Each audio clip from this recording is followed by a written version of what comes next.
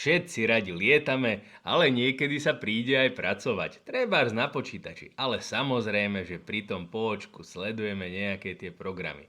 A keď je náhodou kúsok času dobrej nálady a správnej šibnutosti, niekedy to vypáli aj takto. A nie je to pripravené, je to spontánne, pretože nepotrebujeme robiť pripravené veci. Keďže všetci piloti, čo práve neletia, pozerajú a ňúrajú do týchto programov a pozerajú, kto je vysoko, jak tuto Martinko, 1800 metroch pri Dunaji a darí sa mu dobre. Aj miestni kominári už sú ďaleko, to je tiež pekné, fajné, dobre, že zaleteli ďalej. Ale nie vždy sa každému darí tak famózne. A keďže má niekedy trebárs vetroň 98 metrov nad terénom, vtedy už to vyzerá tak, že pravdepodobne už má vyťahnuté brzdy, preskakuje tieto dróty, aby mu nezavadali a niekde pri Kovarciach nachádza krásnu rolu. Ak budeme mať čas, môžeme sa tam vydať. Zaujímala by vás takáto reality show plachtárska? E.T. volá domu! Takže už to vyzerá tak, že krásne pri Kovarciach po takejto nádhernej takmer okruhovej zatáčke máme českú ASV 15 na zemi pri Kovarciach. Je to ako taký pohľad do kindervajca. Čo tam bude? Ideme sa pozrieť? Však nech je tá sranda. Poďme.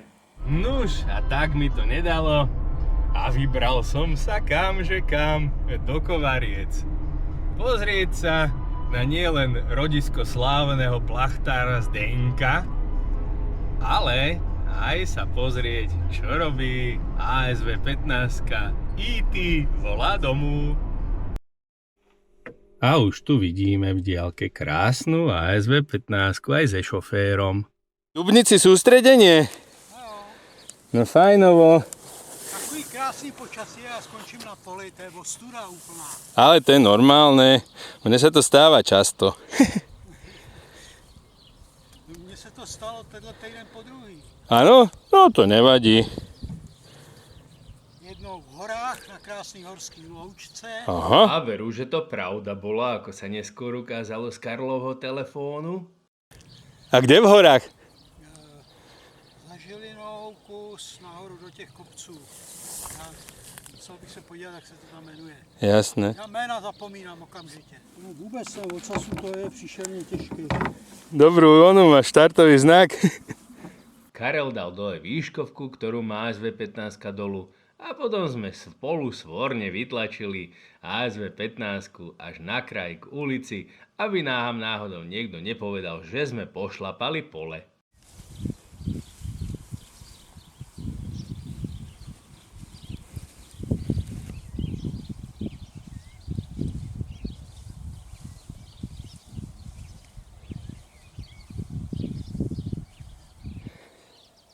Tak sme letadlíčko potlačili na bok.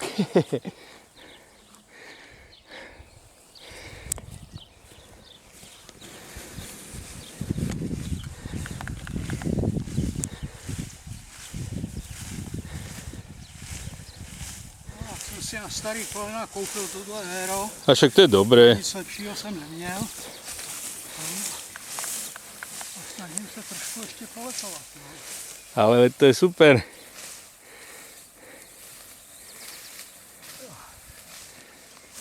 Tady takové, tady není ani vidět. No, to houdíčko vyndám aspoň. Jasné. Daj kabinovku radšej, či nemáš tu? Mám.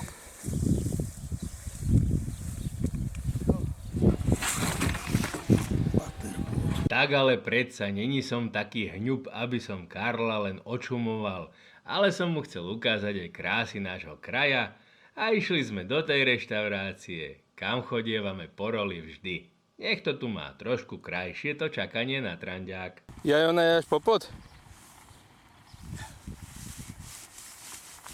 Tu pri Kovarskej hôrke, kde som si kedysi urobil so Sabočkinom vleky z rolí, to mám proste jednoducho rád.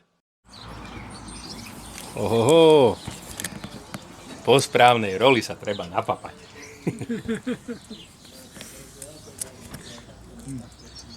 Jsem koukal, že jste už přistáli s Marianou. Neměl bys chuť pro mě dojet? Jak se to jmenuje? Kovárce. Kovárce. A pekná rola, už je to vytlačené na boku, mu povedz, že nebude mať robotu. U čeho to je? Já jsem poslal polohu teda, jo, na WhatsApp. Jo. Blízko Topolčan. Nemám tam známku dálniční, ale tady kolega, takhle, já jsem přistál a přišel ke mně kolega plachtář na pole, jo, a říká, že se dá mimo dálnici dojet. No. S Karlom sme fajn pokecali, dali sme si haluštičky a ukázal mi aj iné romantické role, kde už u nás stihol pristať. Dúfam, že sa ešte vidíme. Je to fajnové sa takto stretnúť s inými plachtármi. Okay. Si má docela pěkný rozlišení. Áno. No to fajné. Haha. Tuto máme našu ASVčku. Haha. Ale dosť je to širokouhlé, vieš, že? Jo. Ja som ešte nezistil, či sa s tým dá nejako moc prizumovávať. Ale tak. Asi jo. Ja som to moc neskúšal, z opačnej strany. Já koukám, že to má chytrý zaostřování, jo. Asi áno.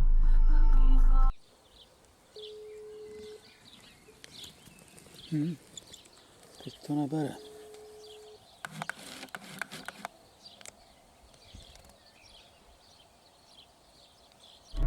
Tak čo, decka? Ja si myslím, že každý deň treba urobiť niečo zaujímavé, niečo nové, niečo také, čo ste možno ešte predtým neurobili a nezažili. Prečo nie? Keď už máme dneska všelijaké tieto srandovné zariadenia, ktoré nám ukazujú to, čo bežné oko nevidí, prečo si nepozrieť ten príbeh za tým? Mňa tie príbehy nejako vždycky bavili. Lebo lietanie a plachtarina je hlavne o príbehoch. Díkes za prípadné odberoše, palcoše, napíšte nám do komentárov, čo sa vám na tomto zdalo zaujímavé, čo ešte vylepšiť. A ideme naspäť domov do Nitry a pozrieme si potom najbližšie, kedy zase poletíme. Lebo lietanie je o tom všetkom zaujímavom, čo je hore, aj čo je tuto u nás dole. A keď je dole všetko na porádku, v celku a veselo, tak je vždycky dobre. Čaute. A aby bola zachovaná medzištátna reciprocita na hranici, ktorá vlastne u nás ani neexistuje, tak pristal aj náš nemenovaný kamarát Braňo Studienka v ten istý deň, ale na opačnej moravskej strane hranice. Takéto krásne role človeka potešia, lebo plachtarina je aj to o tomto. Čaute.